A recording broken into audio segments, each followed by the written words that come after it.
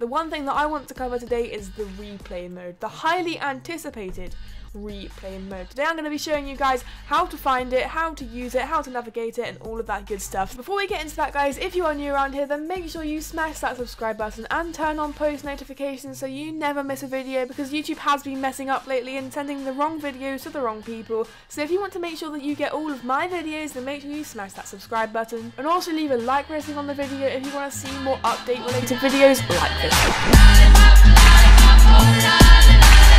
Hey guys, it's Lolly here and welcome to another Fortnite video. Now excuse me if I sound tired because I have just woken up, but guys, the new update version 3.5 has just dropped and there are so many cool features that have added to the game this time. But the one thing that I want to cover today is the replay mode, the highly anticipated replay mode. Today I'm going to be showing you guys how to find it, how to use it, how to navigate it, and all of that good stuff. So let's just jump right into it. The first thing I need to say is when you're on the home screen, if you want to look at your previous games and look at the replays, you have to go to career. This is also where your profile and leaderboards are, and then click on replays. And here you have a list of all of your games that you have played, the name, the date, the length, the position that you finished in, and how many kills you actually did get in the game. As you can see, I have nothing here so far. That's because this update has literally just come out, so I'm going to play a few games, get a good gameplay, and then I'm going to show you guys how to navigate around the replay system and show you how it works. So guys, I'll be back in about 5-10 minutes once I've got a good gameplay, and then I'll show you guys how the replay system works.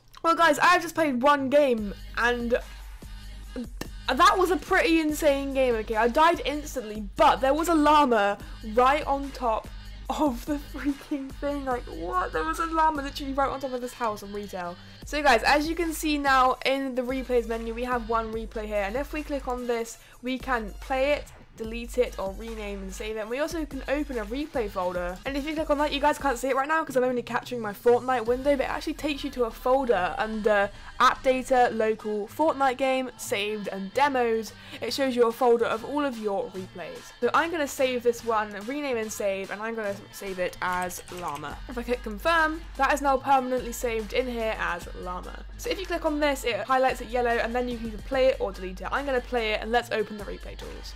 So guys, by default it starts you off in the third person view, and you have this kind of focal length. So I'm going to go over all of the tools that you can use in this. First of all, I'm going to go over the views. So the views are third person, where you can drag around and sort of see a bit more. And there's drone follow, by the way, you can just click on this to change the mode, which allows you to adjust your view easily with the keyboard keys. You can zoom in, you can zoom out, and this one is really cool because you can make some awesome cinematic shots with this mode without having to drag around your mouse and having that mouse sort of shake that you would normally have when making a cinematic video.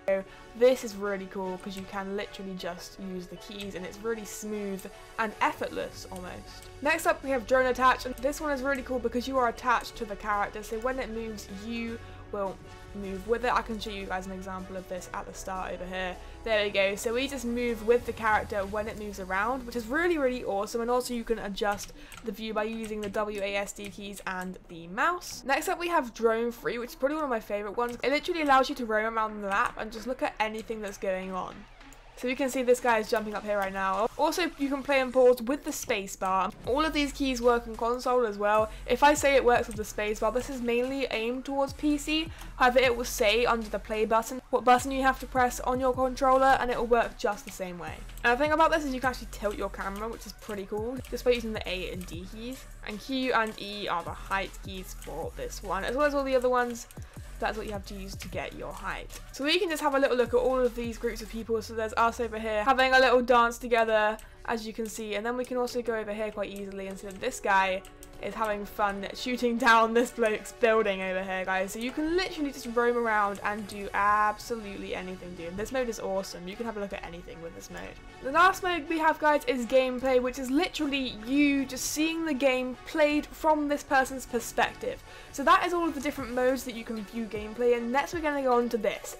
Now this is really simple. Pretty much all this is it allows you to navigate between which player you want to be spectating. So you can flick through all of these, which is pretty cool. I think a cool thing about this is that you can actually see who you're dancing with in the starting lobby, which is quite cool. For example, this is me here. I didn't know who this person that I was dancing with was, but now I know that they are Simone Bite. So that is pretty cool. So yeah, you can literally just flick through all of these and watch things from their perspectives as well. I can drone follow on this guy. So this is me coming in, landing here, guys, and as you can see, this freaking llama was literally on top of the house that I was going to go to. How crazy is that? And we can have a look from other people's perspectives around the area and see how they were going.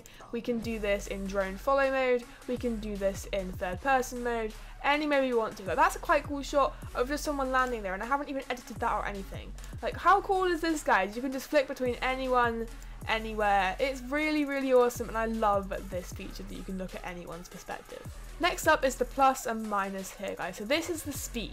So I'm going to follow this guy. By the way, capes and animations and stuff still work whilst you're paused, which I think is really, really cool. So with this, you can make him slower or faster. So the lowest speed you can go to is 0.1. And if we play this now, it is going to be in full slow motion, dude. And this is absolutely awesome. I'm just going to change my position really quickly. We can see this guy jumping around, dude, and this is, look, you can see the smoke particles and everything coming behind him, and we can make this faster. We can go up to 0.25 times, 0.5, 0.75, 1, and we can even take this up to as high as 4, dude, where he's over there running like absolute crazy. I have no idea what this dude is doing, just running on the spot like that. This is what he is doing at this stage, guys. It's pretty cool. We can literally just make him as fast or as slow as we want to. The next feature is these two right here, which either take you to the start or to the end of the replay that you are looking at. As you can see, we are at the end of this here. This guy has spotted this guy up, and that is where we end the replay. Now, unfortunately, one thing about these replays is that they do end when you, the person who played this game, died. So we won't actually end up to see what happened in this fight, but I'm hoping that the freaking Reaper wins, man. I love that skin. Next up is these buttons here, and they just take you back or forward 15 seconds, as you guys can see here. So you can go forward or back in the replay and navigate it through. You just have to let it load in for a second, guys. So yeah, with these you can go back and forward 15 seconds and look at the different shots, and I just think that's really cool. You can just keep navigating around and see what is going on, and you can just have an overview of the whole island, dude. I'm on drone free right now, so I can literally go around anywhere if I wanted to. It's pretty freaking sick. I don't think I went through these clearly, so I just wanted to go over that again. To adjust the speed of the drone, so right now I'm moving really slowly, I can press equals on my keyboard and go incredibly faster, up to 4 times, and minus on my keyboard and go down to 0.05 speed, which is incredibly slow.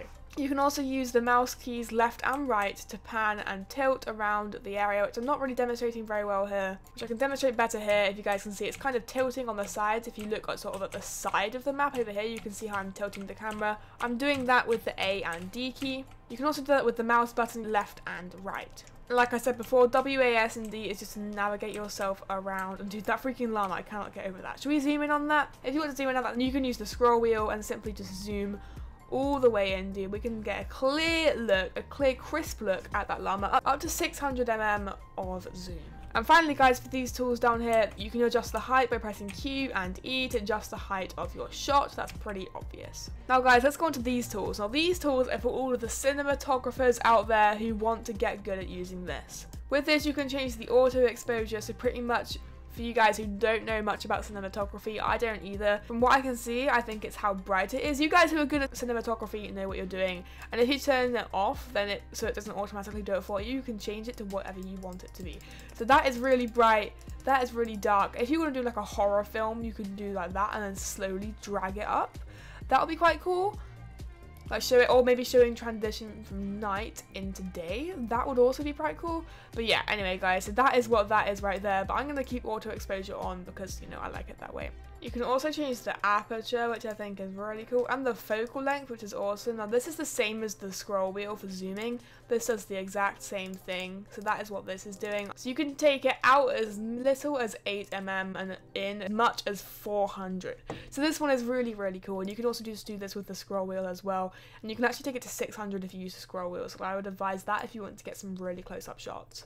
And autofocus allows you to change the focus of it. You guys pretty much know what focus is. It just pretty much changes sort of the blurriness and how much detail are in certain objects. Now autofocus, if you were to go and zoom in really close on this player. For example, if we go onto third person, with autofocus on, you can see this entire shot is blurry. However, if I turn it on, then you guys can see that it clears up the closest thing, which is my character model. See, my face is really crisp and clear, whereas the background, stars and sort of particles around me are not so clear. I think this is really awesome because it allows you to get some awesome close-up shots as you would in a film.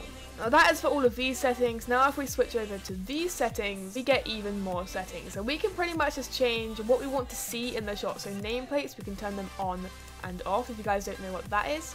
And that pretty much just gives people their name, health and pickaxe over here. I'm not actually sure what this number 37 is. Leave a comment down below if you know what that is. You can also turn on player outlines if you don't know what that is. It's kind of like wall hacks in CSGO. But pretty much if anyone is in a building, I'll demonstrate it here. If he goes into that building, you guys can see this is his outline of his player, this orange thing here. So you can see exactly where the player was on the replay mode. Now I've actually figured out what the replay region is, and pretty much what it is if you look at the map, this is the replay region right here. So when you're scrolling through people, it will only choose people within this replay region. So if you turn replay region off, then what it will do is it will choose people from anywhere in the world, not just specifically in that replay region. And it also shows you on the map all of the players who are in the replay region and where exactly they are located. Damage effects, if you turn that on, when you get shot, I'll show you an example here, it will just add effects to it. So guys, a fight is about to unfold in this room right here. And damage effects, if you have them on, then you can see where the damage is being inflicted on the player. I will just demonstrate that for you guys here. So he just comes up, I jump down, I try to avoid him, and you can see where the damage is inflicted. However, if we turn damage effects off, then you do not see the damage effects on the player when they die. And then finally, high quality effects, nice and simple. It just makes things in a higher, crisper quality, which will be more demanding on your system. So if you have a bad computer, then I do not recommend using this. However, if you have a decent or good computer, I do recommend turning this on for better shots in general. And there is one more thing that I want to showcase to you guys, and that is this fully hidden HUD. So the replay mode does not actually have a way of you capturing it and saving it to your computer. Any shots that you make in the replay mode, you have to have an external piece of software or an Elgato that you use to actually capture this, because you don't actually just capture little clips and then save them through Fortnite. You have to do that yourself. So I would recommend OBS, Shadowplay and Elgato. That does cost money. Bandicam, all of that good stuff. But if you're a content creator, you should and shall already own. Now if you want to make your video not have this replay bar in the bottom, all you have to do is click on this button here, which will fully hide the HUD, and that way you can take your shots as you would nice and easily, guys, and take your cinematic shots that you want to take. And when you're finished with that, just press escape and press escape again, and then it will fully show the HUD once again for you guys to use. Well, there you go guys, that is a full tutorial on how to use the replay mode. I can't wait to see what you guys make from watching this video, and if you do make anything cool, then leave it in the comment section down below and I will go and check out some of you guys' stuff. If you have any problems, any troubles with using the replay mode, you think I didn't explain something clearly enough, then do just let me know in the comment section down below. I will be reading and replying to all comments, or as many as I can, so it is definitely worth a shot. Apart from that, thank you guys for watching this video. If this has helped you, then please leave a like rating down below and subscribe. That would be absolutely awesome, and I'll see you guys in my next video. Peace out. Bye guys.